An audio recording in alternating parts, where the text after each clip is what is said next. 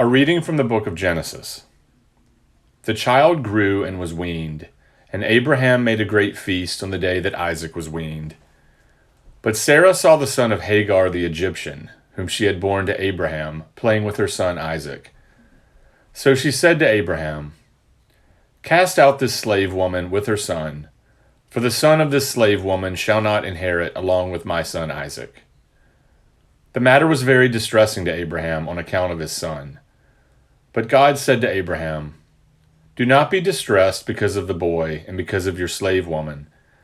Whatever Sarah says to you, do as she tells you, for it is through Isaac that offspring shall be named for you.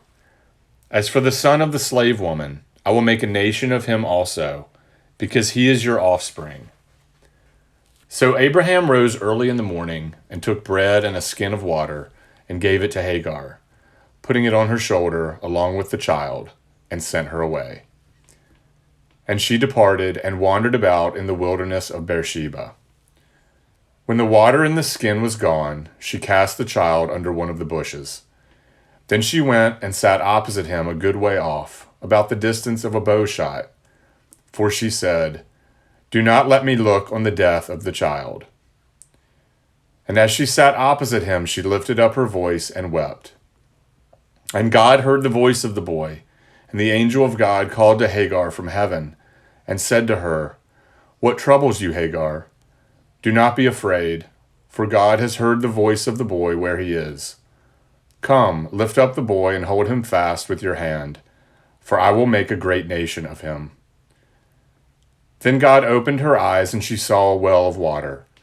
She went and filled the skin with water, and gave the boy a drink. God was with the boy, and he grew up. He lived in the wilderness and became an expert with the bow. He lived in the wilderness of Paran, and his mother got a wife for him from the land of Egypt. Here ends the reading.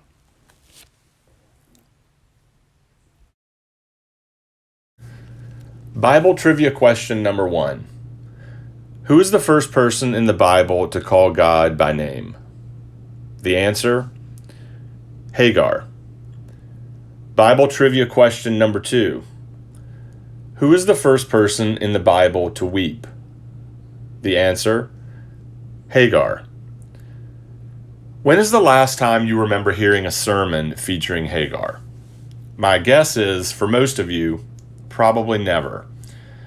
But you're going to get one today. And I'm certainly not patting myself on the back because honestly, it's the first one I've ever preached. In fact, this priest will confess to not preaching nearly enough on the Old Testament or the stories of women in the Bible. Beyond some interesting trivia, I believe it is time that Hagar receive her due from Christians. I think the Hagar story has a lot to teach us.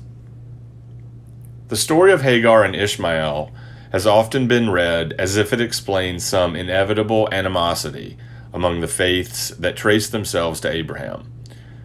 After all, we do get Judaism and therefore Christianity from the Abraham, Sarah, Isaac side of the family tree, and Islam from the Abraham, Hagar, Ishmael side. Hagar usually doesn't get a lot of positive attention in Christianity. But what is clear is that the Bible gives Hagar a remarkable story. She is featured in 2 long, detailed passages in the book of Genesis. It's helpful to know the backstory to today's reading. Sarah can't get pregnant, and she's well past the age for bearing children. She knows there needs to be an heir, so she tells Abraham to have sex with her Egyptian maid, Hagar. Hagar gets pregnant. Sarah should be happy, but she isn't. According to some translations, Hagar looks at Sarah with contempt or with less esteem. Maybe this is because Sarah has forced her to have sex with Sarah's husband. Or maybe it's because Sarah is asking her to bear a child she will have to give away. For whatever reason, Sarah tells Abraham she doesn't like the way Hagar looked at her. After Hagar flees Sarah's harsh treatment, an angel finds her in the desert and tells her to go back to camp. Interestingly, the angel gives Hagar the same promise God gave Abraham. In Genesis chapter 16, verse 10, we read, The angel of the Lord also said to her, I will so greatly multiply your offspring that they cannot be counted for multitude. Then this woman, Hagar, gives God a name. Again, that's the first time that happens in the Bible. Not Adam, not Noah, not Abraham. Hagar. She calls God the God who sees. Unlike other deities that are distant and unapproachable, the God of Abraham and Hagar draws near and pays attention, and seeks relationship with the outcast. In fact, Hagar's name means other or stranger. She's an outsider, an Egyptian.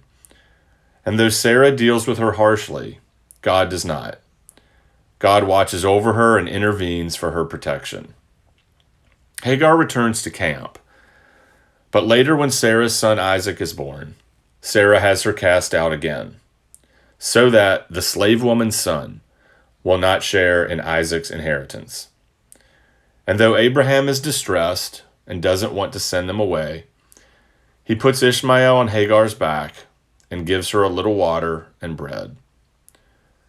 When the water is gone, Hagar puts her dying boy under a bush and sits down. She does not want to have to watch her son die. In Genesis chapter 21, verse 16, we read, And as she sat opposite him, she lifted up her voice and wept.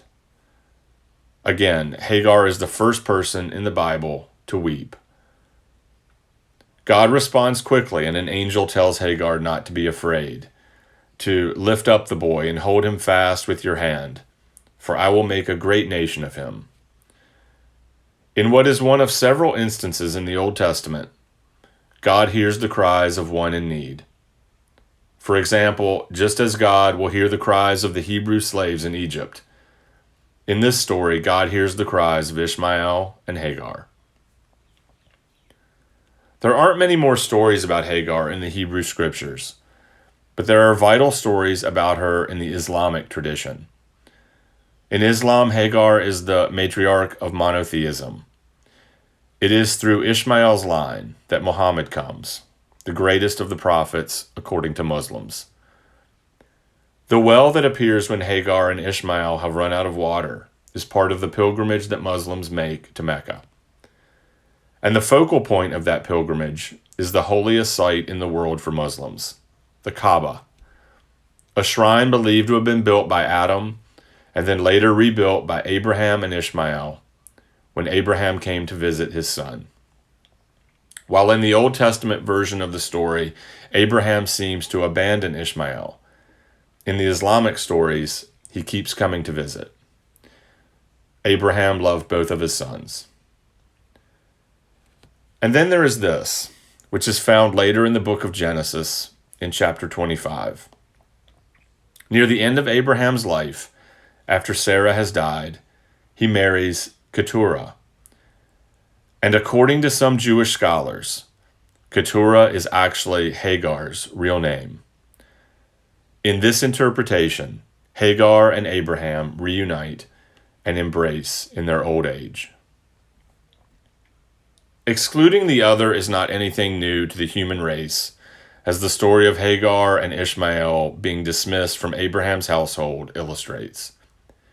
However, God hears the cry of the outcast, the victim, the one excluded. God is with the ones that the in crowd say are not good enough, working outside of our fears and doubts. Who are we in this story? Are we Sarah and Abraham, fearful of what it might mean to take God's covenantal love seriously, wanting to push out those who threaten our places of comfort and security? Or are we Hagar and Ishmael, the ones excluded, the ones pushed out into the wilderness with little to help us find our way?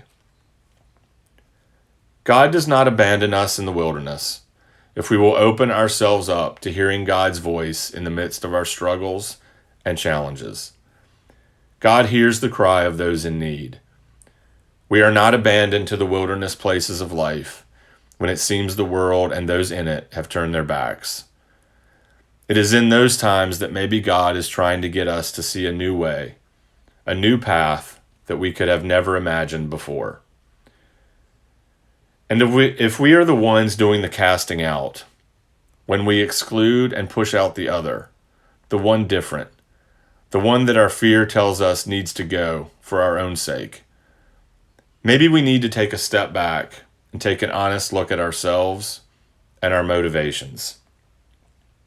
Our God is a God of embrace. Our God is a God of mercy. And our God is a God of healing and wholeness and reconciliation, not exclusion. Amen.